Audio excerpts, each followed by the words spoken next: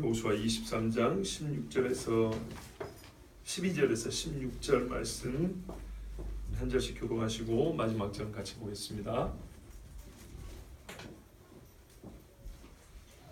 너희가 만일 돌아서서 너희 중에 남아있는 이 민족들을 가까이 하여 더불어 혼인하며 하려 서로 왕래하며 너희의 하나님 여호와께서 이 민족들을 너희 목전에서 다시는 쫓아내지 아니하시리니 그들이 너희에게 올무가 되며 덫이 되며 너희의 옆구리에 채찍이 되며 너희 눈에 가시가 되어서 너희가 마침내 너희 하나님 여호와께서 너희에게 주신 이 아름다운 땅에서 멸하리라.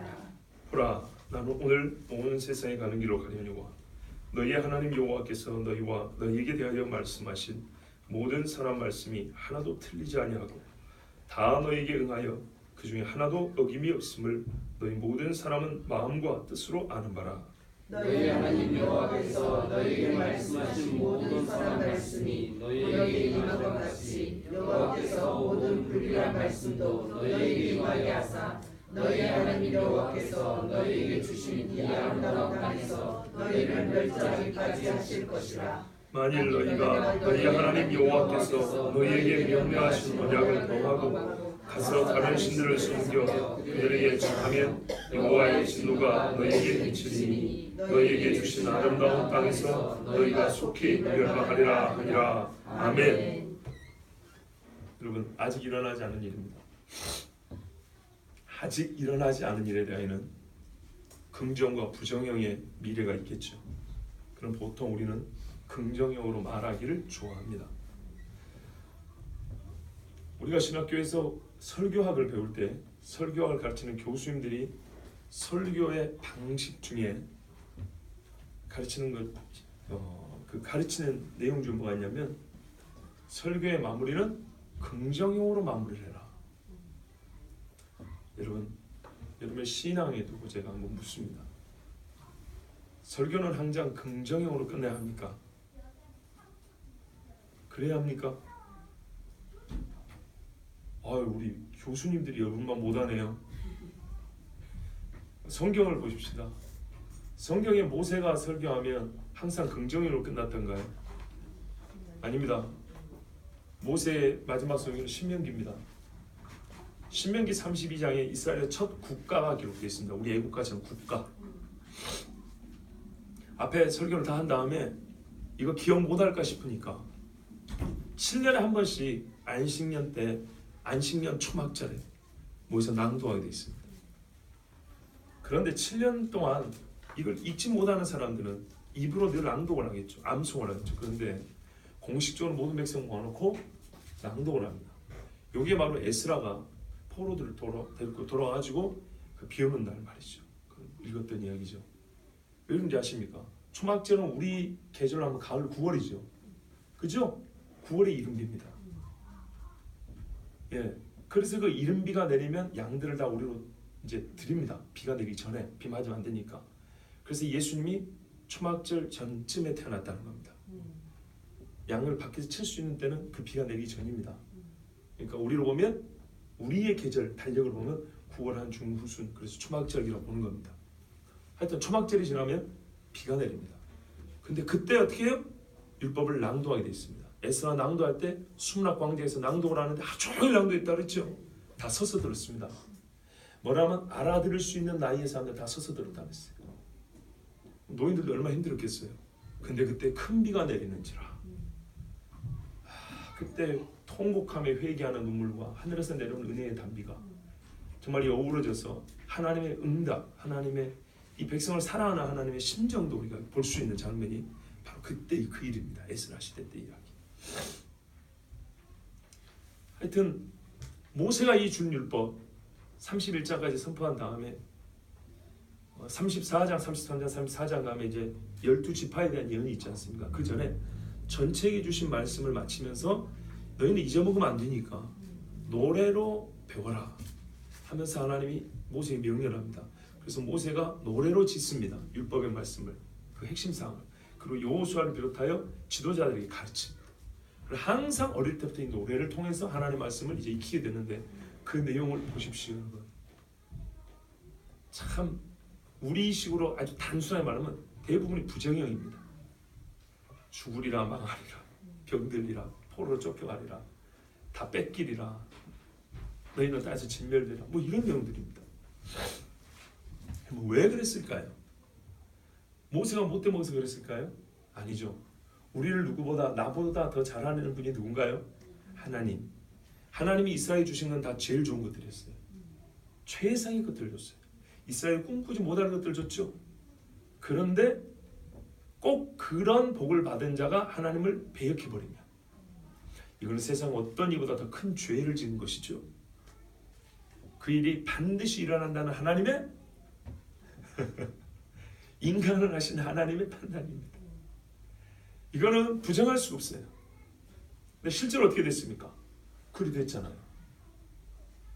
하나님은요 우리를 하세요.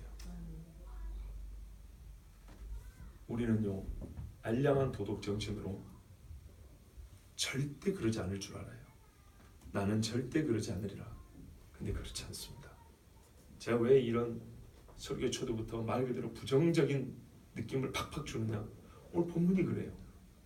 여호수아는 모세를 본받아 그대로 자기 죽기 전에 이 백성에게 하나님의 말씀을 전하는데 매우 부정적이에요. 제가 설교 제목에 썼다가 뺐어요. 제 원고에는 있어요. 확실히 알라. 그 다음에 뭐가 더 있을까요? 멸하리라. 3번 반복되어 있습니다. 이 짧은 구절에 3번이 반복이 되어 있어요. 확실히 알아야 될 사항이 뭐냐면 결론 너희가 멸망을 당할 것이다. 내가 멸해버릴 것이다. 이게 하나님의 오늘 말씀의 주제입니다. 한인관 목사가 선택한 주제가 아니고 하나님이 주신 주제입니다. 5절에 3절이 이 멸하리라가 결론으로 나와 있습니다. 그러면 이게 뭡니까? 이스라엘 백성이 지금은 신앙의 상태가 아주 좋죠. 지금까지 이스라엘 역사 중에 여기까지 이스라엘 역사 중에 최상급입니다. 아브라함, 이삭 한 사람 말고 이스라엘이라는 민족으로 볼 때는 최상급의 믿음을 보여주고 있는 상태입니다. 현재. 그러니까 이 사람들이 들 때는 기가 막힐 이야기죠. 광야에 우리 앞선 선배들의 삶을 봐도 그렇고 애굽에서 모세가 와서 막 구해줄 때도 오히려 불편한 사람들이 많았거든요. 자기들이 기억하는 20세 이상 된 사람 다 죽었고 20세 이하부터 남아 지금 나이가 들었기 때문에 이들의 기억 안에서는 소시적인 애굽에서 살았을 때 그리고 작은 삶에서 광야에서 살았을 때 기억을 더듬어 보면 자기들이 지금 믿음이 최고로 좋은 시대를 살고 있어요. 그런데 여호수아 할아버지는 죽기 전에 한다는 소리가 우리가 가장 믿음이 안 좋은 세대인 것처럼 이렇게 경고를 하고 있는데 뭐라고 경고해요? 망한대요. 우리보다 믿음이 안 좋았을 때는 뭐라 하냐면 애굽에서 하나님께서 너희의 부르짖음을 듣고 너희를 구하러 나를 부르셨다 이렇게 매우 긍정적으로 말씀해 주시더니 최고로 믿음이 좋은 우리 때는 왜 이 할아버지가 죽기 전에 축복이 나고 죽을 것이지 이런 무서운 경고를 하고 죽는가? 하나님은 우리보다 지혜롭지 못합니까? 나중 일을 알지 못하십니까? 절대 그렇지 않죠. 하나님의 눈은 우리의 다음을 알고 계시는데 이 백성이 반드시 하나님을 배역하고 주의 말씀을 멸시하고 버릴 것이기 때문입니다. 그게 바로 사사시대 여호수아 그 시대 장로들이 죽은 후에 바로 한 세대가 지나고 나서 펼쳐진 일들입니다. 그리고 사사시대가 여러분 400년이 갑니다. 가나안 땅에서 몇십 년이나 평안하게 살았는지 모르겠어요. 생각을 해보세요. 이게 당대로 볼 때는 최상급의 믿음을 가지고 있었던 이스라엘의 실상입니다. 착각하지 마세요. 우리 시대에 성경하는 사람이 많고 성경 공부 많이 하고 제법 우리 보기에는 기도 많이 하는 것 같죠. 그러나 역사 중에 정말 순교를 밥 먹듯이 했던 시대의 사람들을 비교해보면 우리는 아무것도 아니에요. 그 사람들은 최악의 상황에 태어나서 어려서부터 처음 배운 신앙이 순교 정신이었고 나이 20이 못 되어 손가락 발가락 다 자르고 숨을 선택한 사람들. 지금 중국에 제가 어제 TV에서 온 친구 또 들어간다 그래서 주변 사람들 다 쫓겨났어요. 근데 한참 쫓아낼 때 그 친구들은 하나님 정말 절묘한 타임으로 한국에 들어보내주셨어요. 애기들을 중국 공산당 공부를 못 시키니까 가정에서 공부를 시키고 검정고시보러 데리고 갔어요. 그리고 나이가 40이 넘으니까 국가에서 건강검진하라고 그래서 그거 했어요. 근데 이 부인이 갑상선 암이 발견됐어요. 수술을 해야 되는데 그래도 중국에 들어가야 되니까 일단 들어간다 그랬어요. 들어가서 다시 나와 수술하더라고요. 예. 그래서 그 친구가 그러더라고요. 지금 중국은 매우 위험하다. 매우 위험한데 들리는 말에 그러더라. 중국 현지 성도들은 핍박과 순교를 각오하고 믿는다는 소리가 들려오더라. 그들은 그런 각오를 하면서 처음부터 모인답니다. 중국의 성도가 출자가 1억이 넘는다 그러잖아요. 순도는 어디가 더 높을까요? 오히려 중국이 더 높다고 봅니다. 제가 몇 번 안 되지만 중국을 다녀온 결론을 보면 숫자만 많을 뿐만 아니라 비율로도 순도 높은 성도들의 수가 많아요. 정말 반짝반짝하는 성도들이 들려오는 소리는 뭐라고요? 순교를 각오하고 모인다잖아요. 제대로 모이는 것만 발각되면 지금 다 깜빡합니다. 교회 다 부셔버립니다. 그런데 그를 각오하고 모인다고 하더라. 그래서 본인들도 들어가자마자 쫓겨날 수 있는데 그래도 자기들이 함께 예배했던 분들에게 작별 인사로 해야 돼. 쫓겨나더라도. 그래서 암 걸린 아내와 애기들 데리고 다 다시 들어가는 거예요. 이 짤막한 이야기만 듣더라도 우리 약간의 가슴이 좀 먹먹해지면 우리 신앙이 좀 부끄러워지지 않습니까? 우리가 뭐 얼마나 잘났습니까? 우리가 얼마나 하나님 앞에 신앙생활 잘하는 것 같습니까? 뭐 일주일에 몇 번 모였고 막 주여막 부르니까 우리가 뭐 엄청 뜨거운 것 같죠. 사실 기도하지 않는 성도들에 비하면 훌륭하지만 우리보다 정말 주님 앞에 마음을 다해서 헌신하는 분들을 생각하면 아직 아무것도 아닙니다. 이 사람들 아마 교만했을 수도 있어요. 소리 한 번 안 지르고 뭐 마지막에 지르지만 여리고가 무너졌어요. 강물이 멈췄었어요. 여러분 가끔 우리 이렇게 착각하는 수가 있어요. 이들이 착각했다기보다는 그걸 조심하라는 얘기입니다. 교만은 패망의 선봉이라고 그러죠. 앞잡이라는 거. 목사님들 중에 이렇게 말을 해요. 겸손한 표현이지만 겸손한 표현을 하면 말이 문법에도 맞고 이치에도 맞아야 돼요. 자기가 기도를 했는데 누가 안 나왔어요. 내가 능력이 없는 줄 알았어. 그랬어요. 말을 정확히 하면요. 능력이 없다 이 말은 어떻게 되면 내가 연마하고 단련하면 능력이 생기는 것 같지. 잘 모르는데 공부하면 지식이 쌓이고 몸이 약했는데 운동하면 근육이 생기는 것처럼 그런 생각을 얘기하는 능력이란 원래 하나님이 주시는 거죠. 이렇게 말했죠. 나에게 하나님이 능력을 안 주신 줄 알았어. 나는 하나님이 그 능력을 부어주실 만한 그런 준비도 안 된 사람인 줄 내가 알았어. 이게 훨씬 진짜 자기를 겸손해하는 말입니다. 그런데 내가 능력이 없는 줄 알았어. 없다 있다는 출처가 누군지를 정확히 밝히지 않고도 말할 수 있는 겁니다. 출처는 능력의 출처는 어디입니까? 기원은 하나님이시죠. 하나님께서 능력을 나에게는 안 부어주셨어. 나에게는 그 능력을 부어줄 만큼 나는 신뢰가 안 되는 인간인 거야. 나는 하나님께 정말 그렇게 능력을 부어주실 만한 그렇게 하나님이 쓰실 만한 도구가 아직 안 된 거야. 준비가 안 된 거야. 그러면은 훨씬 더 겸손해질 수 있겠죠. 예, 그런 겁니다.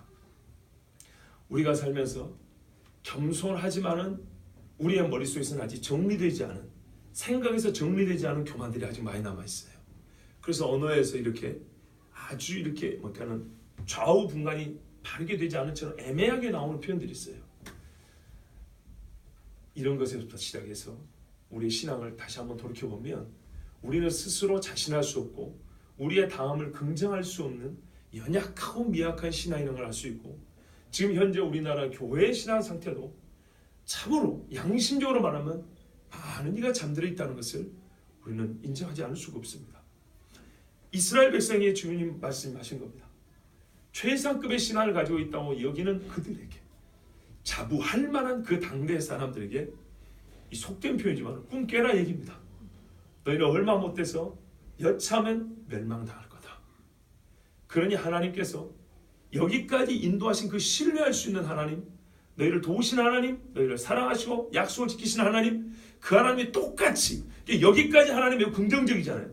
바로 그 하나님이 지금까지 주신 복을 너희에게 누리게 하시려고 다른 하나님, 갑자기 심정이 변해서 이렇게 무서운 말하는 게 아니고 똑같은 하나님이 같은 마음에서 주는 말씀이니 잘 들으라는 겁니다. 여러분, 말의 표현은 긍정과 부정이지만 같은 사랑의 마음이고 같은 이 백성을 위하는 하나님의 심령이고 이들을 통해서 하나님이 영광을 받고자 하는 하나님의 같은 뜻에서 나온 말씀, 우리도 역시 똑같이 그렇게 받아들이길 바랍니다. 자, 오늘 말씀 보면요, 너희가 만일, 지금은 아닌데요, 돌아서서,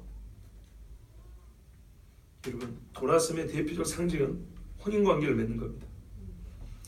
이 말씀의 구조에도 보면 혼인이라는 가장 즐거운 사건 또는 예식이지 않습니까? 그런데 여기서부터 어디로 이어지냐면 15절에 어디로 이어집니까? 아니 16절에 다른 신들을 섬기로 이어지죠. 가장 기쁜 사건이 가장 슬픈 사건으로 연결된다는 것. 사람들은 안 보지만 물밑에 쇠사슬이 이어져 있는 것처럼 옛날에 일본 군함들이 저기 명랑대처럼 여기서 쇠사슬이 걸렸다는 이야기도 있지요. 그런 것처럼 겉보기에는 가장 아름답고 즐거운 어떤 의식이며 우리 삶에 있어서 중요한 순간인데 그것이 물밑으로 우리를 걸려 넘어지게 하는 쇠사슬이 있는 그런 일이 될 수 있다는 겁니다. 우상 숭배, 나도 모르게 그 자리에 서서 절하거나 그 절하는 걸 준비할 수 있는 그거는요, 사실은 우리가 가장 기뻐하는 혼인에서부터 시작됩니다. 모든 케이스가 그렇다는 게 아니고 가장 어울리지 않는 그런 조합이잖아요. 가장 기쁘고 즐거운 거고 누가 봐도 그리스도인이 보기에는 가장 악하고 저주받을 만한 일.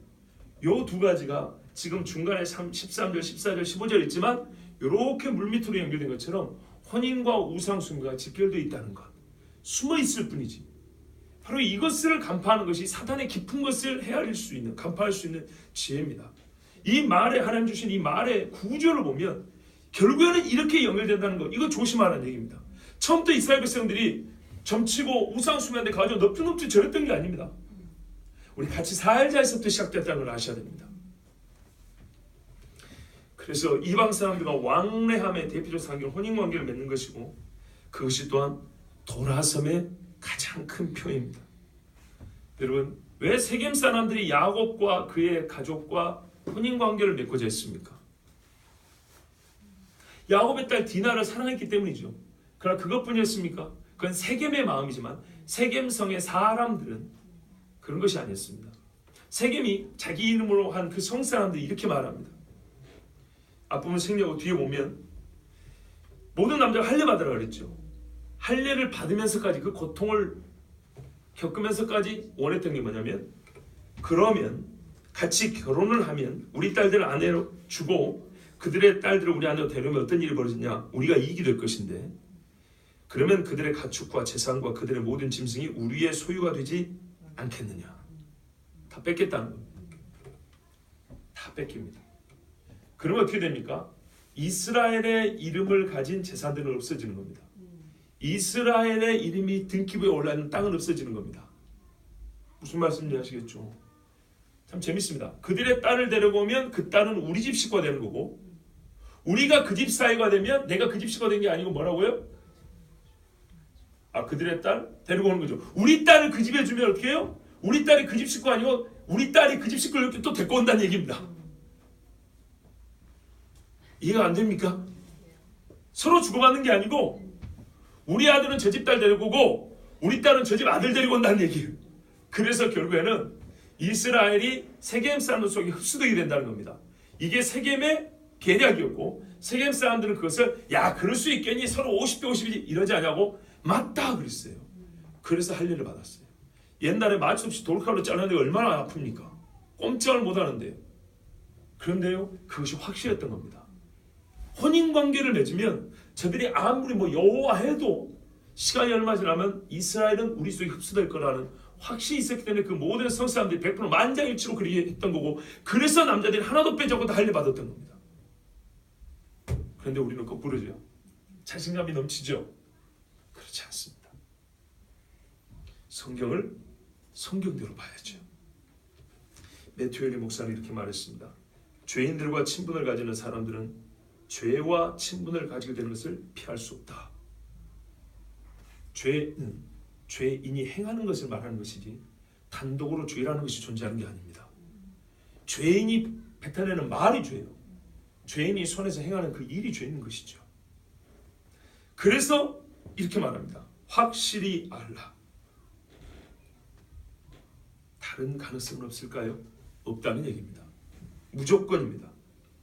내 실력으로, 내 힘만으로 수많은 대적을 감당한다는 뜻입니다. 보세요. 너희 하나님 여호와께서 이 민족들 너희 목전에서 다시는 쫓아내지 아니하시니. 지금까지 하나님이 다 쫓아줬어요. 내가 능력이 없는가 봐. 이게 아니라 하나님이 능력을 주셨던 거였어요. 이제 능력을 안 주신대요. 싸울 때 네 편이 안 돼준대요. 그럼 뭐 하라고요? 이제부터 네 실력으로 한번 해봐. 그런 일이 시작되면 그때부터 하나님은 성령을 근심케 하지 말라 그랬죠. 주의 성령을 내게서 거두지 마시옵고. 누가요? 다윗이 그렇게 기도했어요. 주의 영이 한 발 물러서 버립니다. 그럼 지금부터 어떻게 해야 돼요? 그래, 네 힘으로 해봐. 네 지혜로 해봐. 네 실력으로 해봐. 어떻게 될까요? 절대 못 이깁니다. 그런데 이렇게 되면 이 민족들을 가까이하여 더불어 혼인하고 왕래하게 되면 마음이 자연적으로 어떤 일이 벌일까요? 하나님을 떠나버립니다. 스스로 하나님을 버려버립니다. 하나님의 원칙 중에 하나 뭔지 아십니까? 네가 나를 떠나지 않으면 나는 너를 떠나지 않는다. 하나님이 먼저 떠난 법이 없습니다.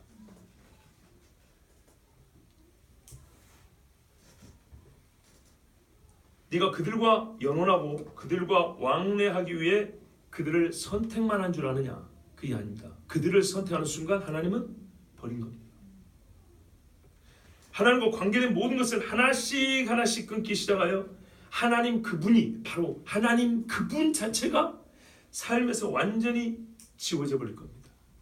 그리고 실제로 이렇게 이방인과 연혼하며 왕래하다 보면 어떻게 마음이 바뀌냐면요. 삶의 목적을 하나님 옆으로 살짝 틀어버립니다. 자기 스스로. 그리고 방향도 그리고 생각의 의식과 삶의 행위의 의식들 있죠. 이 모든 것들을 다 하나님 아닌 약간 옆으로 살짝 틀기 시작합니다. 우리 경험을 봐보세요. 우리가 신앙이 철저할 때는 이러면 안 돼 했던 것을 어느 순간 마음에 허용이 될 때, 허용을 했을 때 그 다음부터 자기 양심이 찔리기 때문에 어떻게 해요? 그와 관계된 모든 일을 하나님 옆으로 살짝 돌아오게 합니다.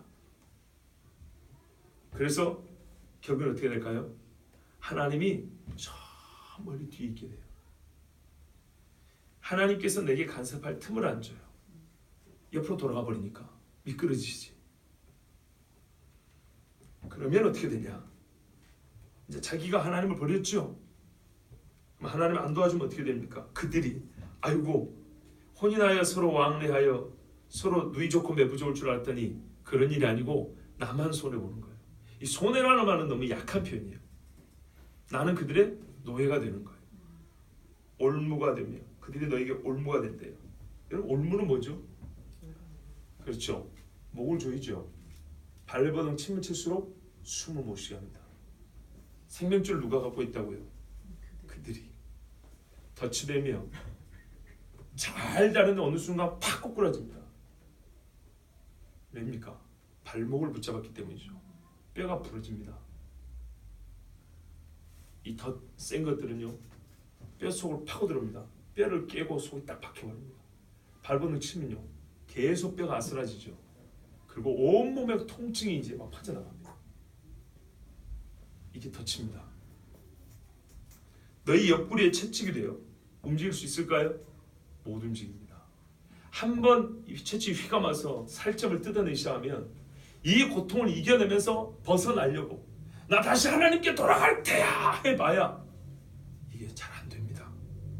그 고통을 감내할 용기도 믿음이 없기 때문입니다. 여러분 믿음이 있을 때 채찍에 맞으면 견디죠. 믿음이 없을 때는요 조금이라도 벗어날 때 누가 탁 때리면 알았어 그냥 가만히 있을게 이렇게 된다고요. 막연하게 누군가 나를 구해주겠지 이런다고요. 너희의 눈에 가시가 되어 이거는 최악의 상황입니다. 가시가 눈에 박히면 어떻게 됩니까? 눈을 못 뜨죠. 아무것도 분별이 안 됩니다. 그러면 자기가 어디에 처해 있는지 어디로 돌이켜야 될지 전혀 감을 못 잡습니다. 그래서 눈 어두운 상태에서 죽는 겁니다. 너희가 마침내 그래서 이렇게 되면은 살 길이 있나요? 다 당연한 이야기죠. 마침내 어떻게 됩니까? 너희의 하나님 여호와께서 너희에게 주신 이 아름다운 땅에서 다 좋네. 너희의 하나님 여호와 너희에게 주신 이 아름다운 땅 여기까지 다 좋네. 근데 이 다 좋은 것들이 뭐였어요? 이 악인들과 친구가 되어서 다 이렇게 되는 겁니다. 너희는 여기서 멸하리라. 그들은 남아요. 그들은 오히려 남고 나는 멸하지는 겁니다. 스스로 자기가 자기 자신을 멸망시키는 꼴입니다. 여러분, 이 땅이 어떤 땅입니까? 한마디로 말하면 에덴 동산 이후 가장 좋은 땅입니다. 성경에 젖과 꿀이 흐르는 땅이라고 설명한 데는 여기가 유일하죠. 그리고 하나님께서 말했어요. 내 눈이 있고 내 이름이 있다고 했어요. 여기서부터 여호와 율법이 세상으로 퍼져나간다고 했어요. 그렇게 보면 에덴 동산보다 훨씬 좋은 땅이죠. 우리의 구세주가 피 흘릴 땅 아닙니까? 그런데 이 땅에서요, 이들은 멸망을 당한 거예요. 하필 죽어도 여기서 죽임을 당하는 거예요. 그 땅을 부정하게 만든 나의 죄 때문에, 내가 부려놓은 죄의 씨가 맺은 열매 때문에 자기 스스로 멸망을 당합니다. 보라, 나는 오늘 온 세상에 가는 길로 가려니와. 오늘 당장 죽는다는 것이 아니고 내가 죽음이 가까웠다는 것을 내가 현저로 다 알고 있다는 얘기죠. 그러므로 너희를 사랑하여 경고하니, 모세도 그렇고 여호수아도 그렇고 이스라엘은 수많은 복된 지도자들이 죽으면서 하나님의 말씀을 받아 예언을 하고 경고를 했습니다. 이게 복이었습니다. 그런데 그것을 듣지 않은 것이 반복된 이스라엘의 역사였습니다. 너희 하나님 여호와께서 너희에게 대하여 말씀하신 모든 선한 말씀이 하나도 틀리지 아니하고 다 너희에게 응하여 그 중에 하나도 어김이 없음을 너희 모든 사람은 마음과 뜻으로 아는 바라. 한마디로 이거 말이죠. 너와 내가 함께 경험했던 일을 한번 생각해봐라. 그 모든 경험했던 일 가운데 누가 계시느냐? 그 모든 일이 누가 말했고 누가 행한 일이더냐? 하나님께서 행했다는 겁니다. 하나님은 말씀한 모든 것을 이루지 않은 것이 없습니다. 가나안 어떻게 정복했는지, 애굽에서 어떻게 우리가 출애굽했는지, 홍해를 건널 때 그 황홀한 기분은 어떤 것인지, 신의 산 앞에서 두려움은 우리가 감히 이 세상 사람에서 느낄 수 없는 정말 하늘의 두려움이었다. 여리고성을 고함질러서 무너뜨렸을 때, 그 희열은 어떻게 말로 표현할 수 있겠습니까? 그 일을 우리가 나 여호수아나 여러분 이스라엘이나 똑같이 경험했다는 것.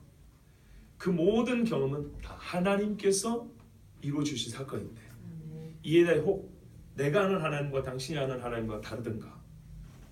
같은 하나님이죠. 그랬을 때 같은 하나님을 우리가 믿음으로 내가 이스라엘 사람 당신 여러분들에게 말하노니, 우리는 똑같이 마음과 뜻으로, 그러니까 우리 속에 있는 모든 속 사람의 양심적인 이 반응, 지각 다 동원해 봤을 때 똑같이 아는 바는 하나님께서 신실하게 약속하신 말을 이루셨다는 것. 히브리서 10장 23절에 약속하신 이는 미쁘시다 그랬습니다. 우리는 불충하여도 하나님은 미쁘신 하나님. 그뿐이 아닙니다. 그 하나님은 자기가 말씀하신 바를 그렇게 복되게 이루셔서 오늘 우리가 가나안 복된 땅에 대해서 복지에 산다고 그러죠. 근데 이 땅에 어울리지 않는, 이 땅이 우리를 토해낼 수밖에 없는, 성경 뭐라면 아모리 족속이 왜 죽임을 당한 줄 아냐? 그들의 죄악으로 말미암아 이 땅이 그들을 토해냈다고 그랬어요. 너희도 똑같이 그렇게 된다는 겁니다. 만약 우리가 그들의 죄악을 따른다면 어떻게 됩니까? 역시 그 땅이 우리를 토해낼 것인데, 그 다음 보십시오. 너희의 하나님 여호와께서 너희에게 말씀하신 모든 선한 말씀이 너희에게 임한 것 같이. 그래서 아까 제가 설교 수업에 말한 겁니다. 같은 하나님입니다. 여기까지 그 약속한 모든 그 선하신 약속이 다 이루어진 것처럼 그 하나님의 본성이 변하지 않기 때문에 하나님은 또한 이 복된 땅을 복된 백성에 주시는데, 여호와께서 모든 불길한 말씀도 너희에게 임하게 하실 것이다 그랬습니다. 왜? 하나님은 공의로우시고 판단에 치우침이 없으시기 때문입니다. 이 말씀은요, 하나님의 언약에 대한 바른 인식을 확립케 하는 말씀이기도 합니다. 여러분, 언약은 죄를 눈 감아 주는 게 아닙니다. 언약은 죄가 없는 걸로 쳐주는 게 아닙니다. 언약은 죄인인 우리를 하나님이 사랑하셔 불러주셨으므로 그 믿는 자에게 하나님께서 구원하신다는 것이 언약이지, 네가 뭘 해도 내가 무조건 너를 받아준다는 게 언약의 내용이 아닙니다. 근데 어떤 이들은 성경을 가볍게 읽고 넘기는 거로 언약에 대한 이해가 왜곡되어 있습니다. 언약 자체에 대한 잘못된 이해를 가지고 언약이라는 말을 사용합니다. 오늘 본문에는 그렇게 보면 안 된다는 겁니다. 하나님께서 14절 중간 부분에 이 모든 일이 이루어졌다는 게 바로 하나님의 언약의 내용 중 하나입니다. 그런데 그 내용이 다 이루어졌으므로 또한 하나님의 언약은 뭐냐면 신명기도 보면 불추한 자들이는 내가 너에게 화를 내리고 심판한다 그랬는데 그것도 언약입니다. 그래서 하나님이 똑같은 공의의 속성에 따라 너희가 아무리 이스라엘이라 하더라도 하나님의 말씀 불순종하면 이 땅에서 멸망당하리라. 14절 후반부 보세요. 너희 하나님 여호와께서 너희에게 주신 이 아름다운 땅에서 너희를 멸절하기까지 하실 것이라. 아멘. 하나님의 언약의 확실함은 너희가 기가 막힌 방법으로 이 가나안에 들어왔다는 것으로만 증명되는 것이 아니라 그 엄청난 사건을 통해서 가나안에 들어온 이스라엘이 이 땅에서 지워져 버린 것을 통해서도 하나님 살아계심과 하나님의 언약이 확실함이 증명될 것이다. 이야, 어디에 속하겠습니까? 내가 가나안에 들어감으로 하나님의 언약이 확실함을 증명하겠습니까? 아니면 내가 하나님께 불순종하여 멸망을 당함으로 과연 하나님은 살아계시다고 증명하는 그런 증거의 도구가 되겠습니까? 너희의 하나님 여호와, 너희의 하나님 여호와, 이분이 이 일을 행하신다면 이스라엘 사람들이 지금까지 경험한 대로 보면 어울리지 않다고 볼 수도 있습니다. 광야 후반부에 태어난 사람들은 하나님이 심판하는 것을 거의 못 봤거든요. 고라 자손이 죽은 것도 못 봤고, 그죠? 기껏해야 바알보올의 사건 정도 봤습니다. 그러니까 하나님이 이스라엘 사람들도 때려칠 수 있다는 것, 죽일 수 있다는 것, 제사장 원했다가 그 사람들이 막 불이 나와서 살려 죽었고, 제사장 나답과 아비후마저도 그날 하루아침에 죽임을 당했던, 이거 못 보고 큰 애들이 많거든요. 이스라엘 백성들 젊은 친구들은 하나님이 항상 우리 사랑하는 줄 알았어요. 우리 집도 그런 거 있어요. 부모 세대가 피 흘려 눈물 흘려 신앙을 구축해놓고 복을 받는 자녀 세대가 있어요. 그 아들은 기도가 얼마나 힘든 건지 몰라. 얼마나 하나님 앞에 헌신한지 몰라요. 그냥 부모가 이렇게 뿌려놓은 씨를 많이 얻어먹고 자라는 세대가 있어요. 세상에도 그러면 어떻게 해요? 재벌 2세 3세 가면 삶의 방자해지죠. 신앙생활을 그래서 감격 없이 그래서 사는 애들이 많아요. 근데 이스라엘 백성들도 그런 친구들이 제법 많았을 거라고 봅니다. 왜요? 봐보세요. 여호수아 세대는 이때 당시 나이 100살 넘은 사람들이죠. 근데 이 사람들이 죽으면 그 밑에 80, 70, 60도 있지 않습니까? 근데 당시에 장년 세대만 하더라도 광야의 후반부에 태어나가지고 잘 모릅니다. 가나안 들어서 벌써 시간이 한 10년, 여호수아가 그리고 한 20년 더 살았으니까. 그렇죠? 자, 가나안 정복하는데 시간이 한 10년 걸렸고, 그 이후로 지금 여호수아 이 예언할 때까지 한 20년 또 지났어요. 가나안에 들어와서만 약 30년이 지났다고요. 그러니까 이 말을, 이 설교를 듣는 사람 중에 중년에 속한 사람이 나이가 60, 70대라 할때라도 그 전에 광야 세대에 태어나가지고 어린 시절을 보냈기 때문에 잘 모를 수 있습니다. 하나님의 심판이 얼마나 무서운지. 그러니까 대부분의 사람들이, 이스라엘을 구성하는 그 중추적인 역할을 하는 대부분의 사람들이 하나님이 이스라엘에 복 주시는 경험을 주로 했지, 하나님이 이스라엘을 가차없이 쳐부르고 심판하는 경험을 별로 해본 적이 없는 사람들이 이제 대부분이라는 거예요. 이들이 하는 여호와 이해는 어떤 이해인가요? 정말 무슨 수를 쓰더라도 사람의 머릿속에서 나올 수 없는 기가 막힌 지혜와 그 권능으로 이스라엘을 가나안에 어떻게 해서든지 살게 해주시는 하나님 아닙니까? 거인족도 무너뜨리고, 그죠? 요단강 서편과 동편의 모든 섬을 다 없애버리는, 정말 수많은 왕을, 31의 왕을 없애버리는 철저히 이스라엘 편, 그런 하나님 아닙니까? 근데 여호수아의 예언은 이들이 살면서 처음 듣는 경고요, 한편으로는 저주입니다. 물론 조건이 불순종일 경우에.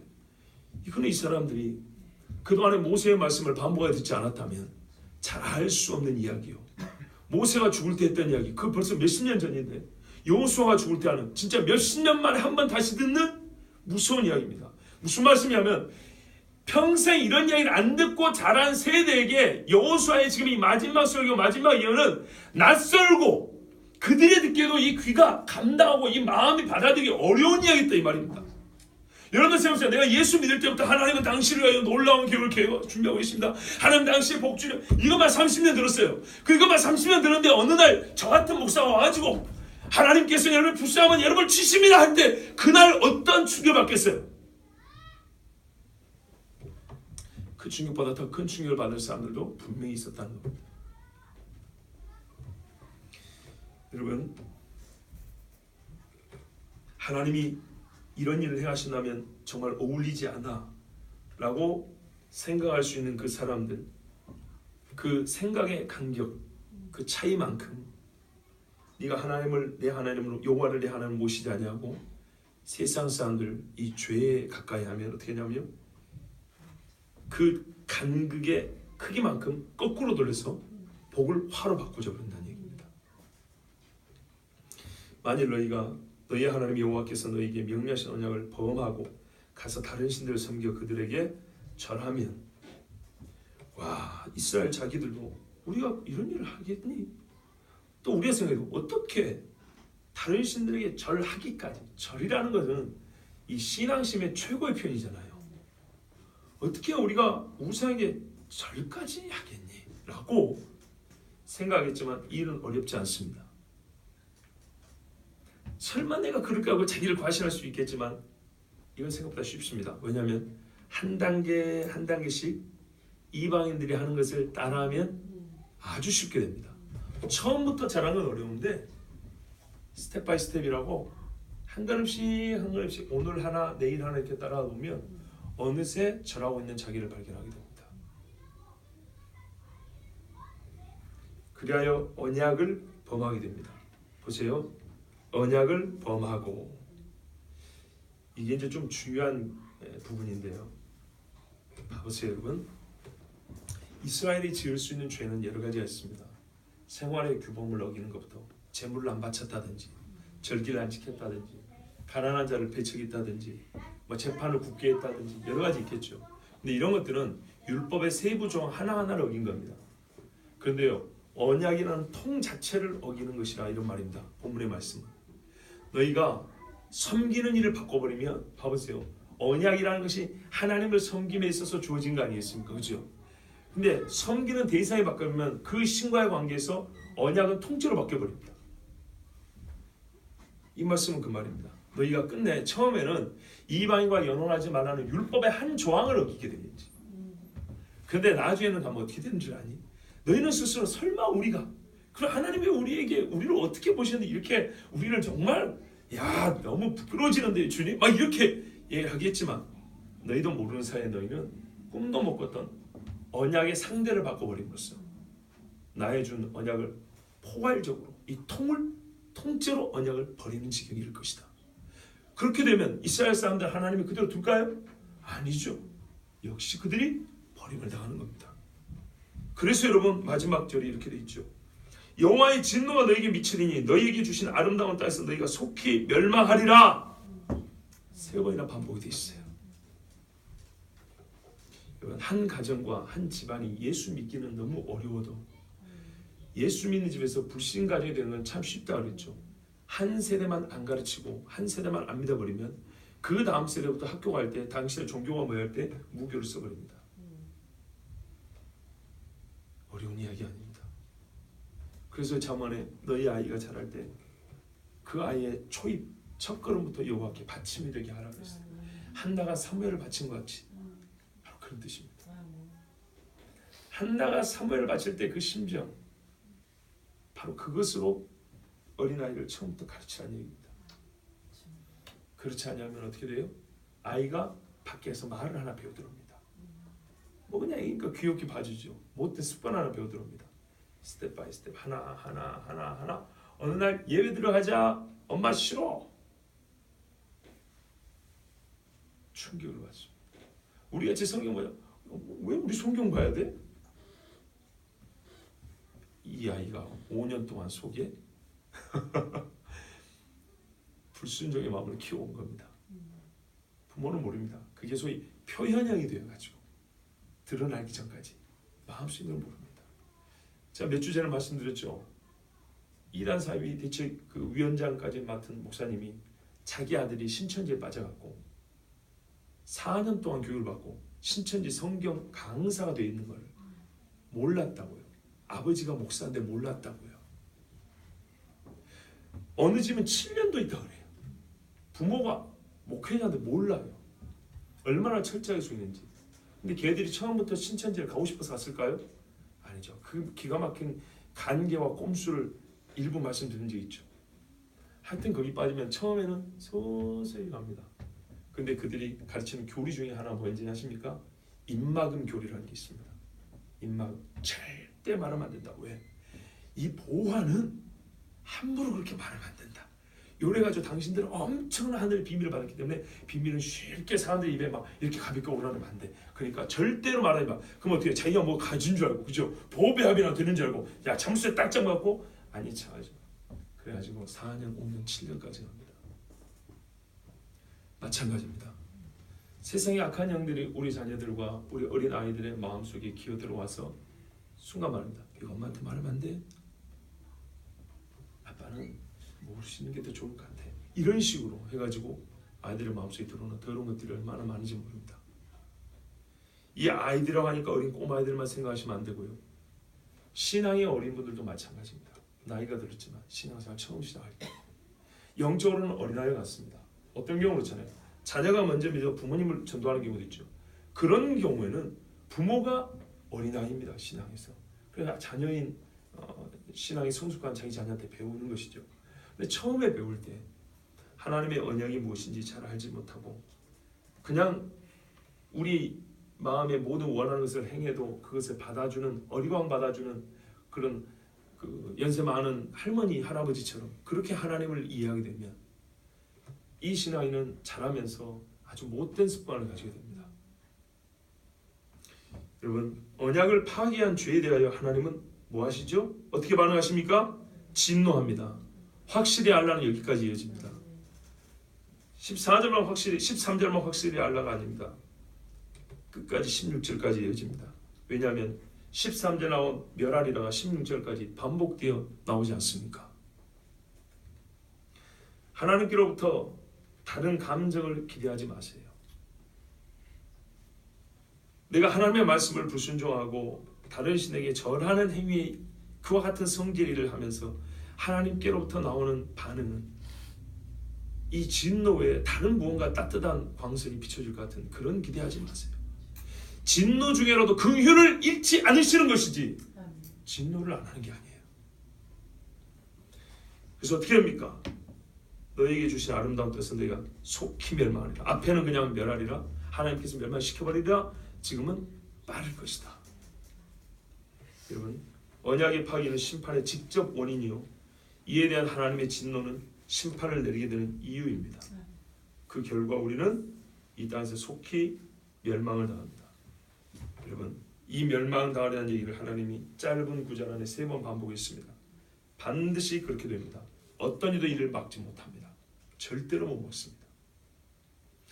여러분 우리는 알고 있습니다. 여호수아가 아는 하나님은 모세가 믿은 하나님과 같은 분이고 여호수아의 경고는 모세의 경고와 같다는 것을 알고 있습니다.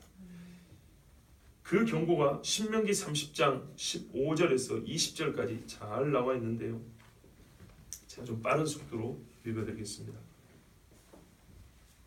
보라 내가 오늘 생명과 복과 사망과 화를 내 앞에 두었나니 그 내가 오늘 내게 명령하여 내 하나님 여호와를 사랑하고 그 모든 길로 행하며 그 명령과 규례와 법도를 지키라 하는 것이라.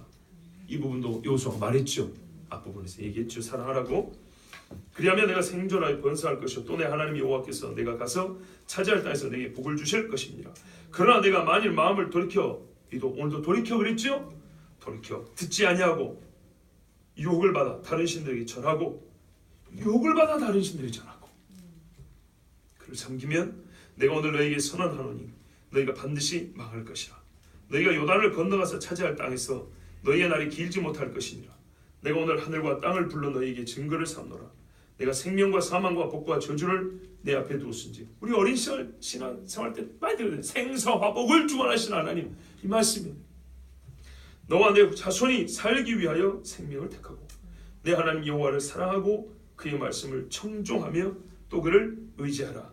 그는 내 생명이시요 내 장수이시니 여호와께서 내 조상 아브라함과 이삭과 야곱에게 주리라고 맹세하신 땅에 내가 거주하리라. 아멘. 여러분 40년 신앙교육으로 부족합니까? 40년 광야 생활이 신앙교육으로 부족합니까? 부족하지 않지요. 그런데 지금 한 말씀 더 해주고 있어요. 왜 여호수아는 자기와 동고동락한 사람들입니다. 같이 고생하고 칼을 들고 싸웠던 사람들, 그들과 그들의 자녀와 손자에게 이렇게 무서운 경고를 남겼습니까? 아니죠. 왜 하나님은 여호수아를 통해 이 무서운 경고를, 정말 내키지 않는 심정일 텐데 여호수아의 입을 열어 이 경고를 하게 하셨습니까? 나의 다음을 아시는 분이기 때문입니다. 그리고 여전히 나를 사랑하시는 하나님이기 때문에 그렇습니다. 아까 모세를 통해 주신 말씀이 뭐였습니까? 그런 내 생명이시오 내 장수이시니 내 생명을 지키시고 너를 보호하시는 이시기 때문에 이 말씀을 주신 겁니다. 여호수아를 통해 주신 이 말씀은 곧 우리의 여호수아이신, 같은 이름이죠, 예수님. 우리의 여호수아이신 예수님도 사도 요한을 통하여 아시아의 7 교회에 주신 말씀과 다르지 않습니다. 그렇지 않습니까? 봐보세요. 7 교회가 당시까지 책망을 듣기도 했지만 그래도 그때 당시에 세상의 소망입니다. 그런데 그들에게 우리 주님이 뭐라냐면 너희가 돌이켜 회개하라, 이겨라, 끝까지 버텨라, 견디라, 인내하라. 우리 주님이 이렇게 말씀했습니다. 그다음 곧 오늘 여호와께서 마지막 시대 곧 환난과 핍박이 있기 전 최고로 복된 부흥의 한 세기를 살아온 세계교회에 주신 경고입니다.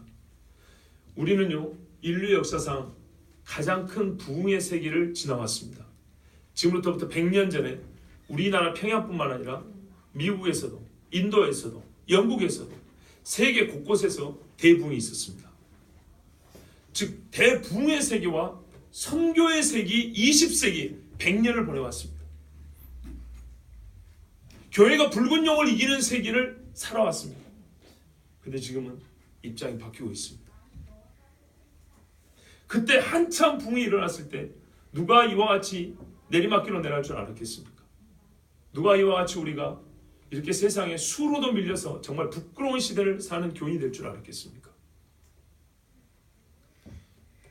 그때 요한계시록 2장 3장에 있는 교회에 주신 경고를 귀담아 들었어야 됐던 겁니다. 이거는 2000년 전 소아시아 교회 이렇게 이따오로 들을 것이 아니고 가장 부흥이 있고 사도들이 세웠던 그 성령의 충만한 역사가 있었던 교회들, 그 교회들이 주신 경고, 곧 우리에게 주신, 마지막에 있는 우리에게 주신 경고를 그렇게 받아들였어야 됐던 겁니다. 윤리성이나 배우고 교회 행정이나 배울 것이 아니라 그 7교회 주신 경고를 종말론적으로 들었어야 됐던 겁니다.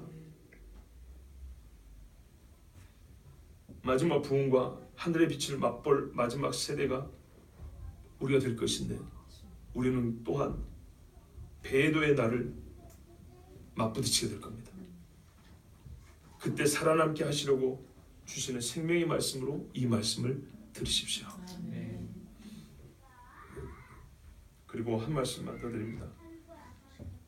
이 모든 말씀을 하나님이 여호수아에게 주실 때 전제된 사실이 하나 있습니다. 사실. 보세요. 전제 조건은 뭐냐면 너희가 이방 사람들과 연혼하며 서로 마음을 같이하여 왕래하며 너희가 내 법을 어기면 너희가 율법을 파괴하면 이것이 조건이죠. 그들이 멸망하는 조건입니다.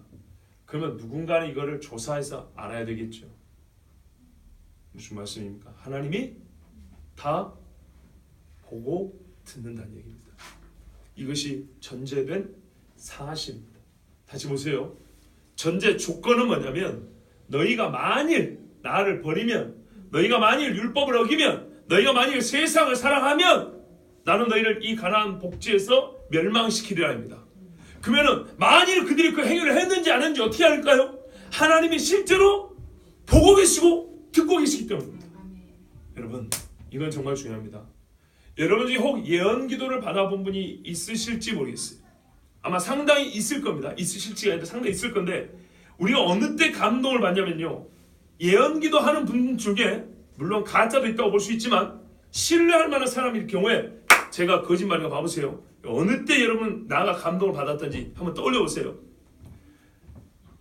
내가 하나님 앞에 큰 일을 해서 나도 기억을 또렷이 하고 있는 일을 그 예언기도 하는 분이 집사님이 옛날에 이런 기도했고요, 이렇게 교회를 헌신했습니다 이 말할 때 그랬어요. 주님이 기억하고 계시네요, 감사합니다.